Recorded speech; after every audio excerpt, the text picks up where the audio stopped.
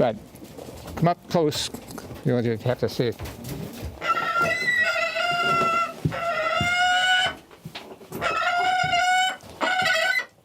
This is the bird, that Arctic gerfalcon, and this is the largest falcon.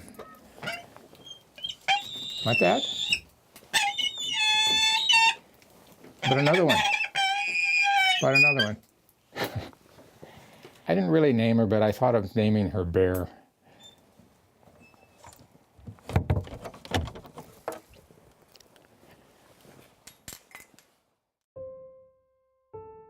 We met in Ketchikan, Alaska in a bar doing country swing dancing.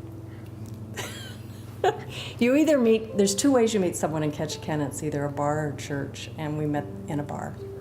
So you have to realize I did not know what falconry was or that Ron had a falcon in high school. So this is like things you learn after you get married. He came home and said, I think I'm going to start falconry again. And I said, what's that?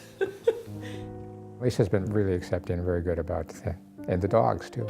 She ends up being sometimes more sensitive to some things about the dogs than I am.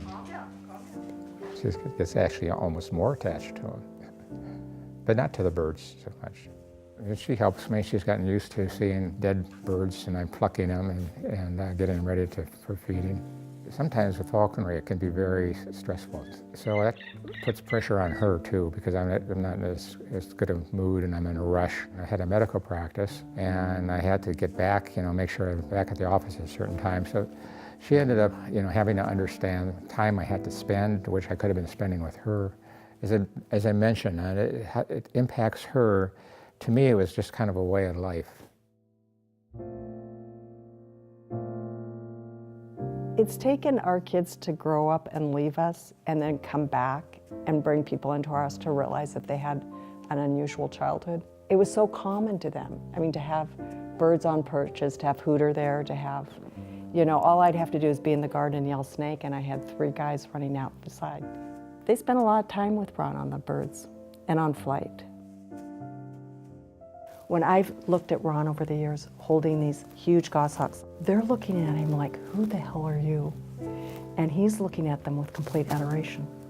And the question I've always asked myself is, what does this mean to the bird? I know what it means for Ron. The birds don't tolerate mistakes. Part of that is because they can have health issues, they can get diseases, and they're fragile. They're more like a tool, in a way, because they don't give you that feedback like the dogs. His bird thing seems to be related to his flying thing, where the whole idea of flight seems to have fascinated him. I was a pilot in Alaska, and I love flying, and I love watching the birds fly. When I see the birds getting a good flight and they're chasing something, it's a good feeling.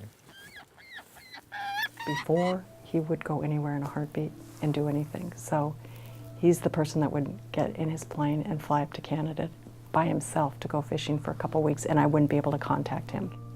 As he got older and his energy level went down, the desire to do that got less and less, and he got more and more into the birds and the animals. We've been doing these drills for weeks now, and I want the bird to come just right off. I don't want any hesitation.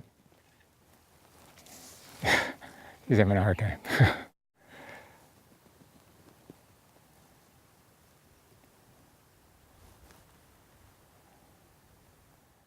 Oh!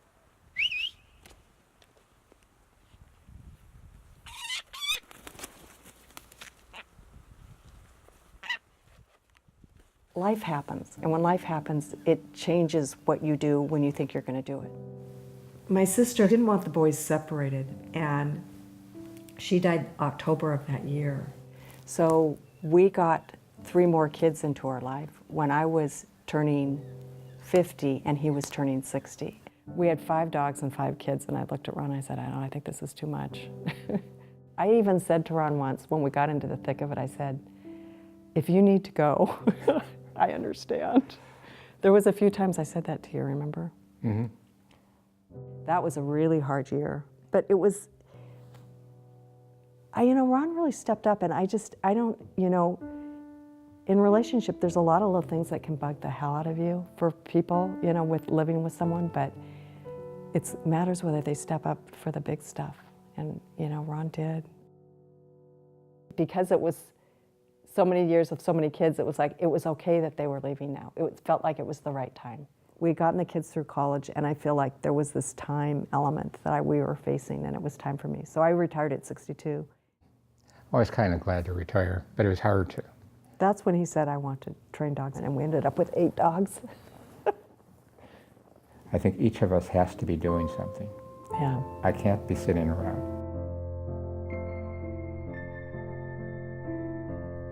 I know I could do dogs, keep the dogs longer than I can with the birds. But I'm going to try. If I have my choice, I'm going to do it as long as I can.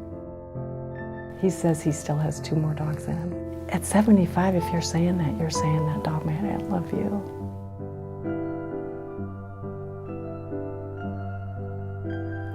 The saying that people live longer when they have animals in their life. Maybe he's trying to extend his lifetime.